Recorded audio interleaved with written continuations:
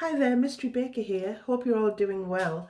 Um, this is just a quick preview of my next tutorial, which will be a guide of how I prepared this cake and got it ready for decoration and actually decorated it too.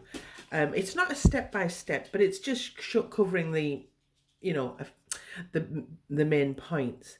As you can see, he's adorable, isn't he? I do have a tutorial on how I made Simba as well. I'll link that below. Um, it's in two parts.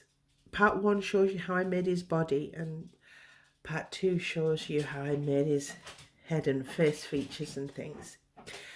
I really would appreciate if you hit the like button if you haven't already. It really does help the channel grow. And subscribe if you haven't already.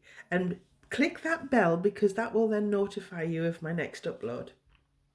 I'm hoping to get the step-by-step guide on how I made this cake. I hope to get that up, excuse me, by at least the weekend. But we'll see how it goes because I'm very busy this week. But I will try to for you. I hope you like it. Hello, Simba. And I'm sure the birthday girl Daisy will love it too. Thanks for your time. Bye.